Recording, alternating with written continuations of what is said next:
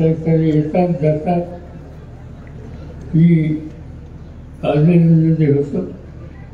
तुम्ही लोकांनी मला निवडून दिलं की ते राज्याचे मुख्यमंत्री त्या राज्याचा शेतकरी तो जर सुखी करायचा असेल तर राज्याला वरदृष्टी घेतली पाहिजे. लोकशाहीमध्ये सरकारी येतात जातात. मी पार्लमेंटमध्ये होतो.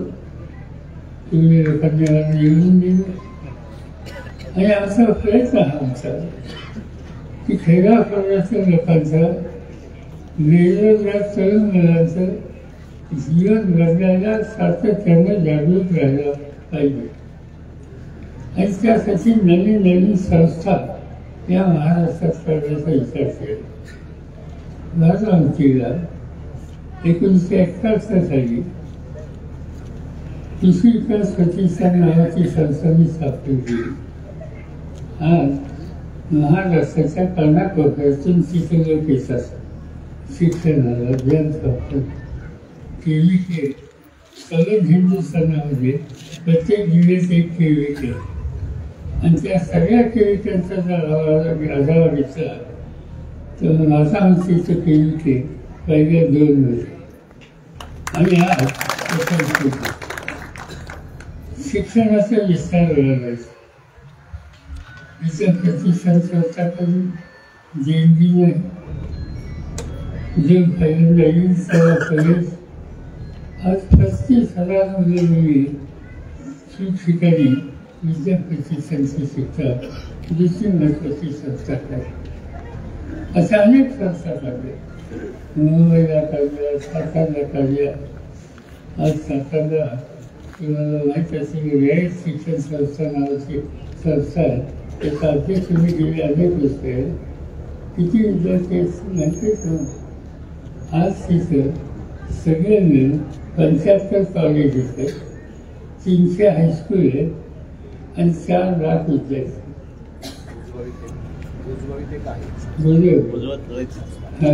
आणि या 4 लाख विद्यार्थ्यांच्यापैकी 90% मुलं खेळायची. त्यांच्यासाठी हे सगळं ज्ञान आणण्याचं काम सुरू.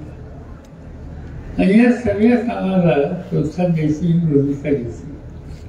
मुलगी मुख्यमंत्री प्रधानमंत्री झाली. त्याच्या आधीचे मुख्यमंत्री होते. त्यांच्या राज्याला म्हणजे गुजरात राज्याला मी शेतीवरती असताना प्रचंड मदत केली. मी काय असं बघितलं नाही ते कोणत्या भाषाचे.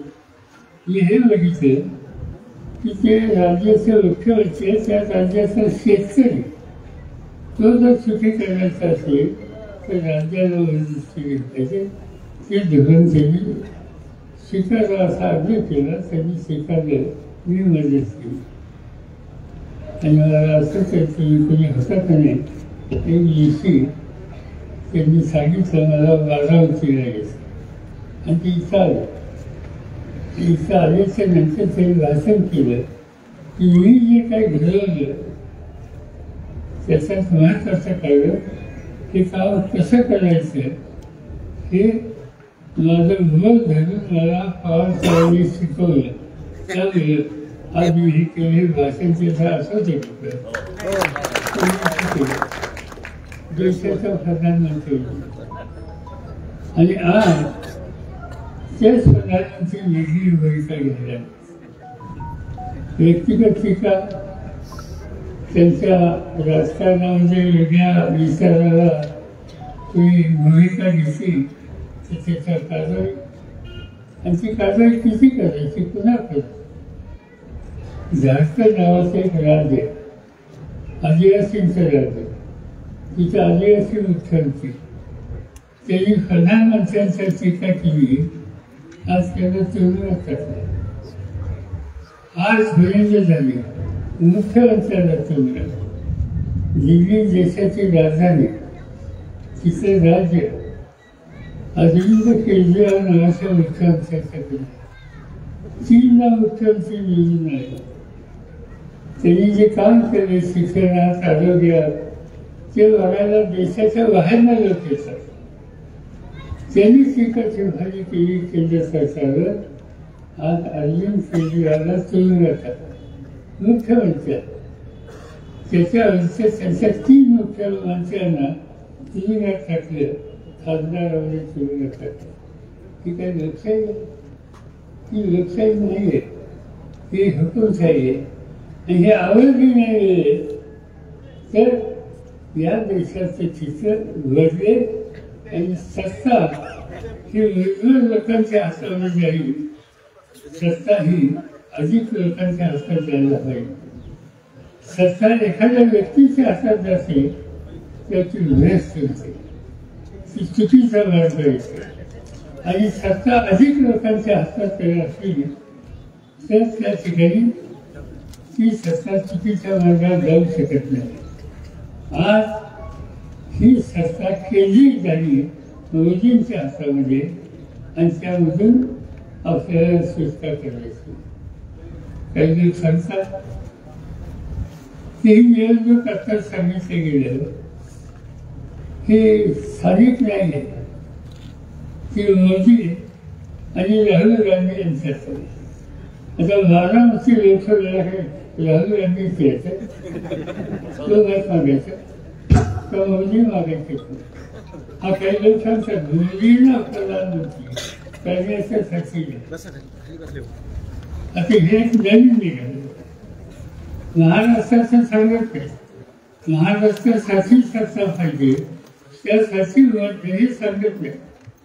ते सांगतात की राहुल गांधी का मोदी. माझ्या दृष्टीने हा निवडणुकीचा फैसला स्थानिक आणि इथल्या स्थानिक जनतेच्या मताच्या सामुदायिक शक्तीच्या जोरावर देश पातळीवर योग्य काम कसं होईल हे बघणाऱ्या यांच्याशीही लढत.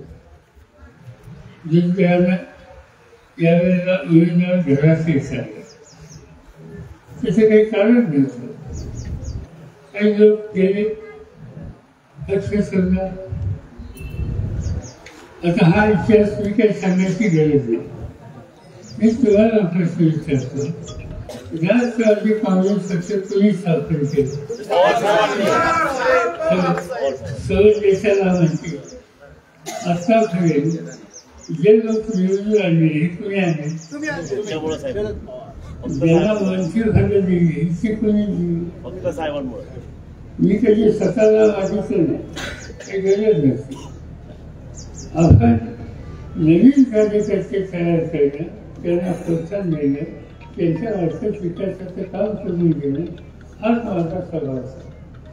आणि गेल्या 10-20 वर्षांमध्ये मी स्थानिक राजकारणात लक्ष दिलं नाही. मी कधी असं म्हटलं नाही की पंचायत समितीला ह्याला तिकीट द्या, मालेगाव कारखान्याला ह्याला राजकीय करा, नगरपालिकेला ह्याला हे करा. नव्या पिढीचे हातात घ्या, चांगलं काम करा, अडचण आली तर सल्ला घ्या आणि योग्य ते काम सगळे मिळून करूया. यापेक्षा दुसरा काही गोष्टी नाही. काही काय झालं, काही लोकांनी स्वतःची भूमिका घेतली. ज्यांनी स्वतःची भूमिका घेतली ते कोणावर गेली? भाजप हा पक्ष सर्वसामान्य खेड्यापाड्याच्या लोकांची हिताची तरतूद करणारा पक्ष नाही. हा मजबूर लोकांचा पक्ष आहे. त्यामुळे त्यांच्या विरोधानं याच्यासाठी लोकांनी मतं दिली नव्हती. मागची निवडणूक इथं विधानसभेची झाली, तुम्ही 100% मतदान केलं. इथे ते मतदान तुम्ही केलं, ते कोणाच्या नावाने केलं? राष्ट्रवादी काँग्रेस पक्षाच्या नावाने केलं. आणि आज आम्ही हे विसरतोय आणि वैशिष्ट्य जातोय माझ्या वशी हा चुकीचा रस्ता आहे. चुकीचा रस्ता थांबला पाहिजे आणि लोक योग्य रस्त्यावर आणले पाहिजे. आणि त्या दृष्टीने ही निवडणूक होत. विकासाच्या कामात लक्ष घालायचं असतं. मी ज्या काळात अलीकडे मी सांगितलं मी मुद्दाम बघत नसतो. अधिक लोकांना संधी द्यायची हा माझा हेतू असा. तर याचा अर्थ या भारतासाठी काही ना काहीतरी केलं पाहिजे हा विचार डोक्यात होता. आता त्या ठिकाणी MIDCच्या कामगार संघटनेचं प्रमुखाचं भाषण झालं. त्यांनी सांगितलं किती हजार काम किती हजार काम करतात किती म्हणजे काही हजार लोक काम करतात. तेव्हा देशामध्ये 100 ते 120 कर्मचारी असतो. त्याच्यानंतर छोटे उद्योजक आहेत 20 ते 25 आणि इतर व्यावसायिक आणखी 20 ते 25 आहेत. त्याची उद्योजक फायदा तर उद्योजक माझ्या काळात तर विषयाचा फायदा झाला. आज उद्योजक इथे फायदा झाला. आज कारखान्यामध्ये काम करणारा कामगार झाला. घर बदललं का नाही राहणीमानात फरक आहे काय. अति साधी गोष्ट आहे. मी पहिल्यांदा उंदेवली चालू तेव्हा चहा मिळाला की ज्ञानोबा काय त्यांचं नाव सांगितले त्यांच्या घरी चहा मिळाला. कशात मिळाला खिचडी गरम पाणी गुळाचा खडा आणि खूप खूप करून खायचा. नंतरच्या काळात आमदार झालो 5 वर्षांनी पुन्हा आलो तर खिचडी गेली तर कान तुचलेला फार कप आला. ते कप सुद्धा कसा असायचा कान तुचलेला. आणि त्याच्यानंतर आल्याच्या नंतर गावात तिथं वडलेली दिसते. लहानशी टेबल खुर्ची आहे. बसायला जागा आहे. पूर्वी कीर्तन सकाळची खाली कीर्तन माहिती होतं. त्याची कीर्तन कीर्तन असं घेईल असं बसायला चांगली जागा आहे. घराची विंडी उचलून तेवढं चहा घेऊन देते आणि चहा तुम्हाला देते. हे जे वजन आहे घराचं राहणीमान वजन आहे त्या सगळ्याचं कारण सतत मी काही कामं केली विचारलं. आणि आता जे काही सांगितलं गेलं की लढाई शिकायचा असा आहे आणि आणखीन काही गोष्टी आहेत मी सत्य सांगतो मला माहीत नसतं. माहीत नसतं पण मी आता लक्ष घालेन.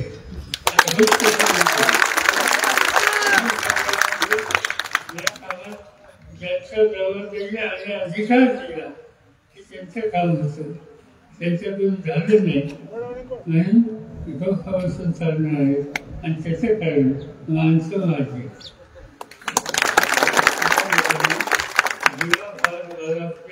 साथ दी प्रत्येक गोष्टीचे आणि अनेक गोष्टीचे संदर्भात मला एक गमतीची आठवण सोफियाचं लग्न केलं. लग्न माझं असेल करायचं होतं. असं लग्नाला सगळीच माणसं होती. त्या मागच्या सगळ्याच लोकांना निमंत्रण दिलं. काही हजार लोक शिकायला. पण गमत तुमची आठवण ही आहे की त्याचे जे लग्नाला लोक येत होते भागाभागात नाही. या भागातल्या लोकांनी रस्त्यावर ते येणाऱ्यांना अडवलं आणि तुमच्या हागा त्याच्या प्रत्येकाचं स्वागत तिथं उद्योगी पासून सगळ्या रस्त्यात जेवढी गावं आहेत तेवढ्या गावच्या लोकांनी या पाहुण्यांचं स्वागत केलं. आणि हेतू काय की माझ्या घरच्या मुलीचं लग्न या भागातल्या प्रत्येक माणसाने सोपी की माझी मुलगी आहे ही भूमिका घेतली. असं एवढं करून त्यांनी दिलं त्यांचं काय कळलं त्याची विसर करतेच नाही. माझी खात्री आहे की निवडणुकीमध्ये काय व्हायचं असेल ते तुम्ही कळत. असा प्रश्न आला उमेदवाराचा. उमेदवार कसा आहे ते मी सांगायची गरज नाही. देशाचं फादर सांगतो. देशाच्या फादरमध्ये पहिले 3 जे खासदारांनाच उत्तम काम केलं आणि ज्याचे 90% आदाय आहे त्याच्यात सोफियाचं नाव. हजेरी सगळी काम त्या ठिकाणी सांगेल आणि कोणीही वैयक्तिक एक सुद्धा चिंतन सुद्धा कधी अनुभव करणारे चुकीचं काम केलं आणि असं काम करणार तुमची भूमिका मांडणारा हा प्रतिनिधी असावा म्हणून या ठिकाणी उमेदवारी दिली. तुला सगळ्यांचं काम एकच आहे की या वेळेला खून बदलली आणि ती खून तुटारी आहे आणि ती तुतारी पोचली असं दिसते.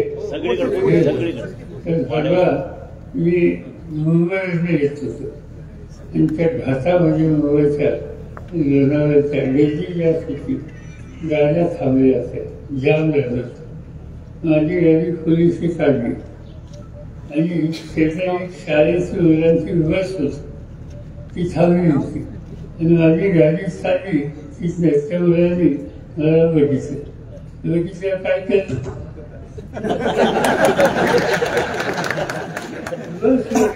शाळेची फॉलो सुद्धा माझ्या लक्षात कधी पोचलेली आज ती कधी पोचलेली माझं सुद्धा सगळ्यांना आग्रहाने सांगणं आहे की नेहमी या जगात भागाने त्याची साथ सोडली नाही.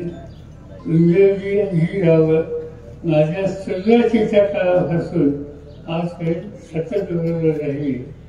ही एक कौटुंबिक अशा प्रकारचं वातावरण तुम्ही लोकांनी कायम ठेवलं त्याबद्दल मला कधी विसरता येत नाही. आता मी आज एके ठिकाणी काही लोक आले होते आणि त्यांच्या गावच्या लोकांना मी सहज विचारलं काय चर्चा काय चालली काय म्हणजे दुसरं मी विरोधकांनी काय सांगितलं मी विरोधकांनी सांगितलं की यांचं वय आता 82 झालं 84 झालं आता काय त्यांचं अवलंबून आहे. आता असं सांगतात तुम्ही मला ते कोणतरी वाचनात सांगितलं की 84 वर्षाचा योद्धा. माझं तुम्हाला सांगणं आहे हे 84 80 85 काढू नका तुम्ही काय बघितलं मला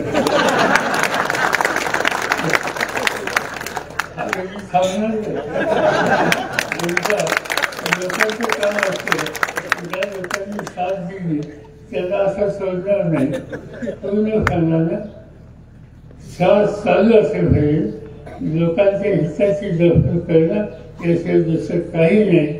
मला सगळं तुम्ही दिले काय नाही दिले आमदार केलं मंत्री केलं मुख्यमंत्री 4 संरक्षण मंत्री शेती मंत्री पार्लमेंटमध्ये किती वर्ष झाली माहिती तुम्हाला. विधानसभा लोकसभा आणि राज्यसभा या 3 ठिकाणी सतत 1 दिवसाची सुट्टी दे 56 वर्ष झाली. तुम्ही तुमच्या शेतात काम करणारी महिला त्यांना पोळ्याच्या दिवशी सुट्टी देतात. मला 56 वर्षात तुम्ही एकदा सुट्टी दिली काय माझं बरं आहे का त्याचा भाग सोडून द्या. इतकी वर्ष लोकांनी साथ दिली तर माझी नैतिक जबाबदारी आहे की शेवटपर्यंत त्यांच्यासाठी काम करत राहायचं. ते गावात असो राज्यात असो दिल्लीत असो पण तुम्हा लोकांना पुढे ठेवूनच काम करायचं हेच सुचवलेली काम करतोय आणि तुम्हा सगळ्यांची त्याला साथ आहे याबद्दल कृतज्ञता व्यक्त करतो आणि पुढच्या कामाला जायला परवानगी देतो. देश विदेशातील प्रत्येक घडामोडींचे लाईव्ह अपडेट मिळवण्यासाठी आता साम टीव्हीच्या सर्व सोशल मीडिया प्लॅटफॉर्मला लाईक, फॉलो आणि सबस्क्राईब करा. तसंच सर्व नोटिफिकेशनसाठी बेल आयकॉन प्रेस करायला विसरू नका.